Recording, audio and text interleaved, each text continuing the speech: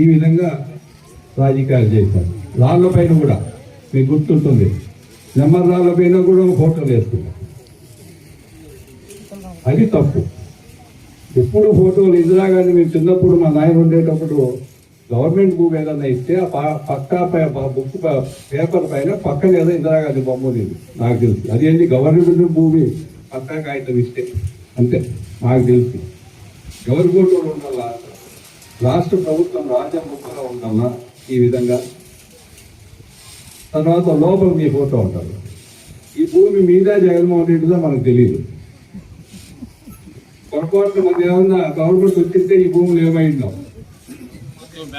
బ్యాంకులు ఏమో పదవి పెట్టింది లేవో ఈ లెక్క కంటే కదా. మీ బొమ్మ ఎక్కడ ఉంది, చిన్నగా ఉంది లోపల ఆయనలో, పైన కింద ముందర వెనకాల పెద్ద ఆయన ముఖ్యమంత్రి గారి బొమ్మ. ఇది తప్పు. రాజకీయాల్లో ఎప్పుడు కానీ మీ ఆస్తి, మీరు పెద్దలు సంపాదించిన ఆస్తి, ఎవరు ముఖ్యమంత్రి ఉన్నా, కిరణ్ కుమార్ రెడ్డి గారు కావచ్చు, చంద్రబాబు కావచ్చు, జగన్మోహన్ రెడ్డి కావచ్చు, రాజశేఖర రెడ్డి కావచ్చు, ఎవరు ముఖ్యమంత్రి ఉన్నా మీకు సేవకులు ప్రజలకు.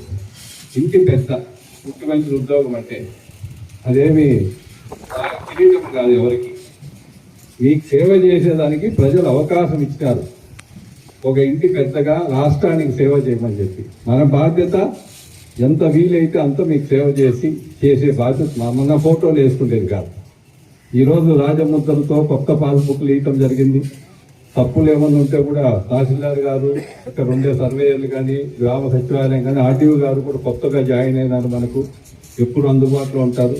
పీలేరు కాబట్టి మనకు 8 మండలాలు మనకు పీలేరుకు చదువు సోమలు కూడా పీలేరు ఆర్టీఓ గారికి కలికిరి, వాయిల్పాడు, గురంకొండ, కలకట, పీలేరు, చేవిపల్లి మరియు చదువు సోమల అంతా కూడా ఆర్టీఓ గారికి వస్తుంది.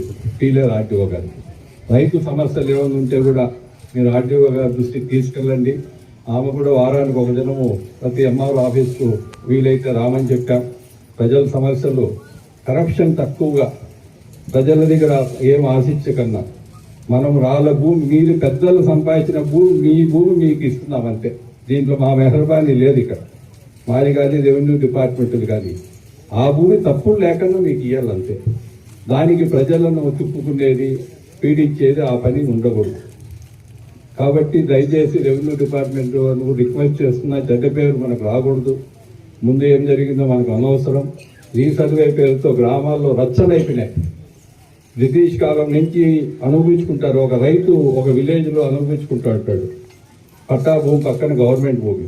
ఈ రీసర్వేతో ఏం చేశారు, అది గవర్నమెంట్ భూమి అని తేల్చినారు. ఆ భూమిని ఏం చేశారు, ఆ రైతుకు ఎవరైతే వ్యతిరేకం ఉంటాడో లేదా వైసీపీ నాయకుడు ఉంటాడో ఆ గ్రామంలో ఆ భూమి పట్టా ఇచ్చారు. ఈ విధంగా రాష్ట్రం అంతా మొత్త పెట్టారు. మీకు అనుభవంలో ఉండే భూమి మీకు పక్కన కుంటో 2 కుంటలో మీకు ఉంటుంది. అది ఇంకోనికి 3వ వ్యక్తికి పట్టా ఎత్తుకొని వచ్చి ఇస్తే మీ పరిస్థితి ఏంటి? కాబట్టి ఈ విధంగా రాష్ట్రం అంతా కూడా ఈ సర్వేతో సమస్యలు వచ్చినాయి ఎక్కడ చూసినా. కాబట్టి ఆ విధంగా ఇప్పుడు అంతా కరెక్షన్ చేయటం జరిగింది. 2 సంవత్సరాలు పట్టింది మన గవర్నమెంట్ వచ్చిన తర్వాత రెవెన్యూ డిపార్ట్మెంట్ను ప్రక్షాళన చేసేదానికి. ముఖ్యమంత్రి గారు ఆయనే పోతున్నాడు పాస్బుక్లు ఇచ్చే మీటింగులకు. అన్ని తప్పులు ఉన్నాయి ఈ రీసర్వేతో. రీసర్వే తప్పని చెప్పాల, చేసే పద్ధతి. నా భూమి మీ పేరుతో పడిపోయింది, మీ భూమి ఇంకో పేరుతో పడిపోయింది. సో ఇప్పుడు మా తహసీల్దార్ గారు చెప్పినారు, ఇక్కడ వీలైనంత వరకు తప్పులు లేకుండా చేసినావు అని చెప్పినారు. ఇంకా మీరు పాస్బుక్లు తీసుకొని చూసుకుంటే అప్పుడు తెలుస్తుంది మా తహసీల్దార్ గారు చెప్పింది అది కరెక్టా కాదా అని. కాబట్టి ఏమైనా చిన్న తప్పులు ఉన్నా కూడా కరెక్షన్ చేసుకున్నాం. మీ భూమి వేరే రైతు బుక్లో పట్టించే కూడా కరెక్షన్ చేస్తారు. ఇక్కడ ఉండే గ్రామ సచివాలయ సిబ్బంది కానీ లేదా తహసీల్దార్ గారు, సర్వేయర్ గారు, ఆర్డీఓ గారు కూడా వచ్చినారు.